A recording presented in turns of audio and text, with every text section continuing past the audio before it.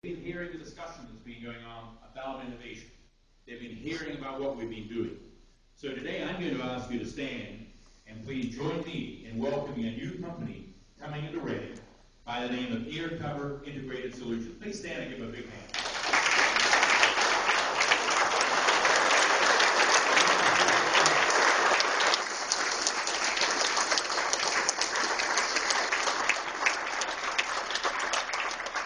I have to say, for those on the Reading City Council sitting in the audience, this does require the lease being finally signed and approved by Reading City Council. So we're kind of jumping ahead a couple of days here, but we decided we'd take a risk. The reason John's company is here is because of this innovation vibe we're doing. We've been talking about it for 6 months. Unfortunately, they're not bringing their manufacturing to town. That's going out of state. But they are bringing their R&D division to town. Let me tell you a little bit about that. It's going to be 9 jobs ultimately, but these are an average of $90,000 a year jobs. These are not $7 retail jobs. Nice jobs coming in the community. The fact of that, it has a multiplier of 25 jobs that will be created and $7 million annually in additional output going into the community from this small company coming in. You know the best part about this company? It's been incubated by the city of Reading in one of the hangars at Reading Airport. Everybody's getting involved in making this happen and making this come on. Sorry to interrupt you, but I'd like to ask a question before Lewis leaves to John. John, perhaps you could share with the room and Lewis to take back to Sacramento. Why is the manufacturing going out of Sacramento? And how can we work to keep it here? Again, we're going to hold that discussion for a little bit later. Okay? All right. That is another one that obviously is a challenge for us. For today, we're looking at ourselves, and we're going to hold that one and come back to it because we've got a lot to do. I'm going to let John speak for a couple of minutes, and while he's doing it, I'm going to show you just what he's working on over here. Thank you, Mark. Well, thank you guys. I'm actually really excited to be here. Talk about moving up here. I'm definitely an example of that. I just moved my family here 3 days ago. So we're literally unpacking boxes. I'm like, all right, gotta go, you know. So it's a little bit crazy right now for our family. But this, we have just a little show and tell here of one of our demonstration aircraft that we have. Just real quick overview so you know what we do. We actually developed the technology that does everything a pilot can do in a little package that weighs 1 ounce. And so what that does is that allows you to basically do all kinds of new applications that weren't before possible in unmanned systems. So the new term out there, buzzword, is unmanned aerial systems. You guys have probably heard of them as drones in the past, but now they're getting a lot smarter, and we're part of that process. And so we actually have, it's real exciting. Whenever we go and do demonstrations, I've lost count of how many times I've heard folks that are in Homeland Security or in the military say, oh my gosh, I wish we had this last week in this one situation we had. So it's really a life-saving technology. And the core technology we've developed, like I said, it's a little electronic box, but it could go in anything. And this is one of the aircraft that it can go in. We have others as well, depending on the application. So it's a neat thing. It's fun to be a part of that process.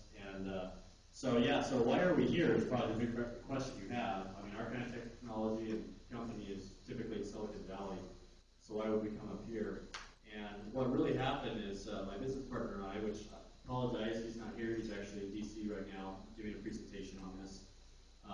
But we actually kind of stepped back from everything. We felt the momentum building. We've got a large customer base that just keeps growing, even though we don't have a product actually to hand them yet. We have a product, but it's not been produced and mass produced yet. So we're right at the cusp of that, of going into that next stage of the business. And so we felt that momentum growing, and so we took a step back and we said, okay, what are we doing here? What is this all about? What does this all mean? And so we really said, you know, it's not just about the business. It's really about jobs. It's about people. It's about our families. It's about life. And what we felt that is that the Silicon Valley really was not exactly the place for us. I've lived there in the past. I know what it's like. I've got experience in companies there. And we said, you know, it's really, we want a place where we can set down our families. We can set down our business. We can plant it in something that's a lot more than just about, well, where are the venture capitalists at? Or where are all the engineers at?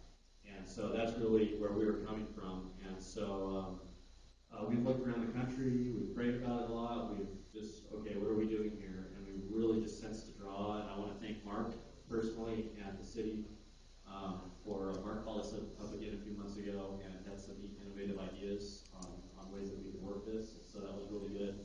And so we're real excited to come up here. And we're excited about the business being here, not just the business, but the whole environment. Silicon Valley, you may be aware of a trend that's happened there where they're doing things in the workplaces. Instead of just cubicles, let's try to make it artsy, let's try to make it fun, let's drive segways around or whatever it is that they're doing, different companies to try to attract employees. And our attitude is more like, okay, well, that's great that you have that work environment there, but then what happens when you go home? And what's your life like? And what's your family like? And what is the rest of your whole being all about? And so when you add up that big picture, that's where to us, coming to Reading is a big draw to us. We've got just the climate. I step outside my front porch now and I see Mount Shasta. I mean, that doesn't get much better than that. And then the spiritual climate, just everything here is just been tremendous. So anyway, we're looking forward to that.